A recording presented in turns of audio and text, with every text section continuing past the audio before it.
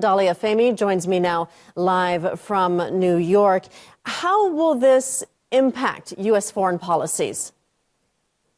So the interesting thing is this is not the first time. Since its inception in 2005, 2006, and interestingly enough, the U.S. ambassador to the United Nations at the time was John Bolton. He lobbied the Bush administration to not join the council. And it wasn't until 2008, 2009, under the Obama administration, that the U.S. actually indeed did join this council.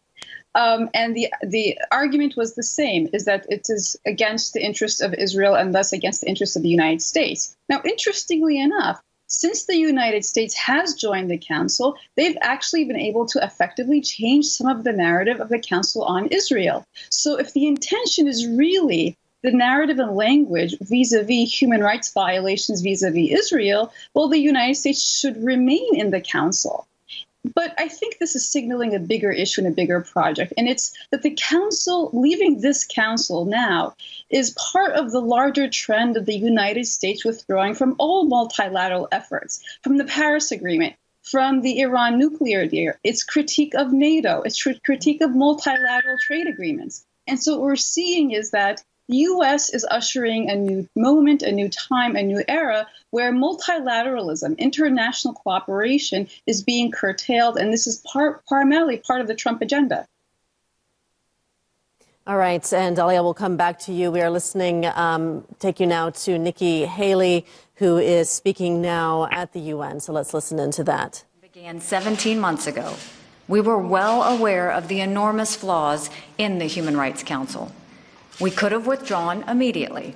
We did not do that. Instead, we made a good faith effort to resolve the problems. We met with ambassadors of over a dozen countries in Geneva. Last September, in President Trump's speech before the UN General Assembly, he called for member states to support Human Rights Council reform.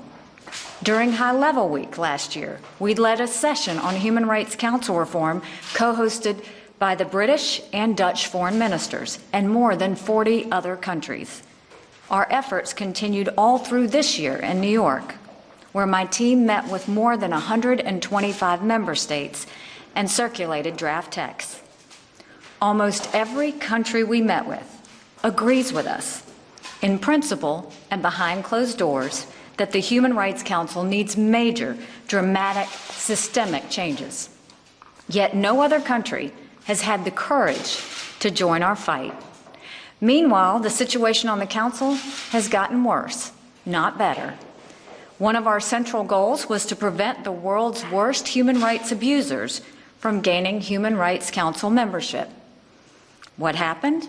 In the past year, the Democratic Republic of Congo was elected as a member.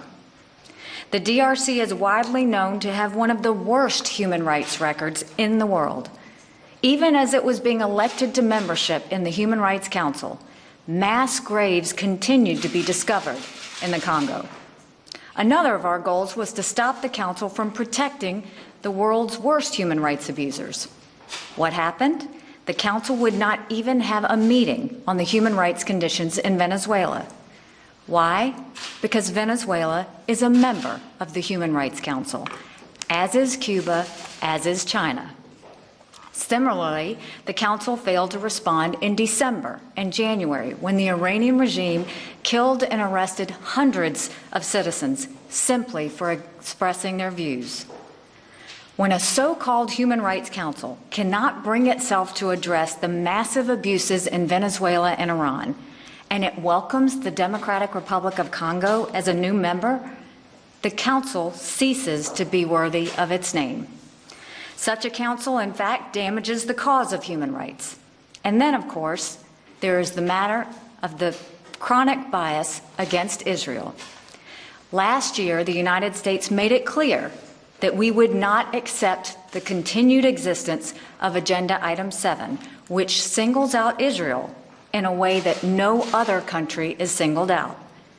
Earlier this year, as it has in previous years, the Human Rights Council passed 5 resolutions against Israel, more than the number passed against North Korea, Iran, and Syria combined. This disproportionate focus and unending hostility towards Israel is clear proof that the Council is motivated by political bias, not by human rights. For all these reasons, the United States spent the past year engaged in a sincere effort to reform the Human Rights Council. It is worth examining why our efforts didn't succeed. At its core, there are two reasons. First, there are many unfree countries that simply do not want the Council to be effective. A credible Human Rights Council poses a real threat to them, so they oppose the steps that would create it. Look at the Council membership, and you see an appalling disrespect for the most basic human rights. These countries strongly resist any effort to expose their abusive practices. In fact, that's why many of them run for a seat on the Human Rights Council in the first place, to protect themselves from scrutiny. When we made it clear we would strongly pursue council reform, these countries came out of the woodwork to oppose it. Russia, China, Cuba, and Egypt all attempted to undermine our reform efforts this past year. The second reason our reforms didn't succeed is in some ways even more frustrating. There are several countries on the Human Rights Council who do share our values. Many of them strongly urged us to remain engaged in the Council. They are embarrassed by the obsessive mistreatment of Israel. They share our alarm with the hypocrisy of countries like Cuba, Venezuela, Democratic Republic of Congo, and others serving on the Council. Ultimately, however, many of these like-minded countries were unwilling to seriously challenge the status quo. We gave them opportunity after opportunity and many months of consultations, and yet they would not take a stand unless it was behind closed doors. Some even admittedly were fine with the blatant flaws of the Council, as long as they could pursue their own narrow agenda within the current structure. We didn't agree with such a moral compromise when the previous UN Human Rights Commission was disbanded in 2006, and we don't agree with it now. Many of these countries argued that the United States should stay on the Human Rights Council because American participation is the last shred of credibility that the Council has. But that is precisely why we must leave.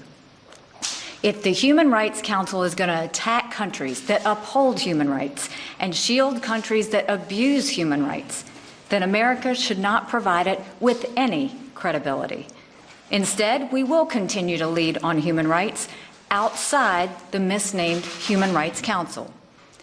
Last year, during the United States presidency of the Security Council, we initiated the first ever Security Council session dedicated to the connection between human rights and peace and security. Despite protests and prohibitions, we did organize an event on Venezuela outside the Human Rights Council chambers in Geneva. And this past January, we did have a Security Council session on Iranian human rights in New York. I have traveled to UN refugee and internally displaced persons camps in Ethiopia, Congo, Turkey, and Jordan, and met with the victims of atrocities in those troubled regions. We have used America's voice and vote to defend human rights at the UN every day, and we will continue to do so. Even as we end our membership in the Human Rights Council, we will keep trying to strengthen the entire framework of the UN engagement on human rights issues, and we will continue to strongly advocate for reform of the Human Rights Council. Should it become reformed, we would be happy to rejoin it. America has a proud legacy as a champion of human rights, a proud legacy as the world's largest provider of humanitarian aid, and a proud legacy of liberating oppressed people and defeating tyranny throughout the world. While we do not seek to impose the American system on anyone else, we do support the rights of all people to have freedoms bestowed on them by their Creator. That is why we are withdrawing from the UN Human Rights Council, an organization that is not worthy of its name. Thank you. Ambassador, is the timing related to the criticism of the border You've been watching the U.S. Ambassador to the UN, Nikki Haley, announcing the U.S. withdrawal from the UN Human Rights Council. She called the UNHRC a hypocritical and self-serving organization that makes a mockery of human rights. She said the council is motivated by political bias, not human rights, and she called the council biased against Israel. I want to get back to my guest, Dalia Fahmy, who joins me live via Skype from New York. She's an associate professor of political science at LIU Brooklyn. Dalia, talk to us about the reasons for the U.S. withdrawal from the council and what kind of signal this sends to the rest of the world. So, under the Trump administration, we have seen a full embrace of authoritarian leaders from North Korea, most recently, the Egyptian government, even the Saudi government. Now, Egypt and Saudi Arabia also sit on the Human Rights Commission, but are not receiving the critique that she's levying against Cuba and Venezuela. Now, it's interesting that the U.S. is standing here today in her statement as on a moral platform of they need to withdraw because they are the real defenders of human rights. While, as in your previous report, we know that 2,000 children in the past few weeks and 11,000 children in total have been separated from their families, which led the UN human rights chief to call this policy unconscionable most recently. So the U.S. is finally finding itself in a position where it's even being attacked by this council.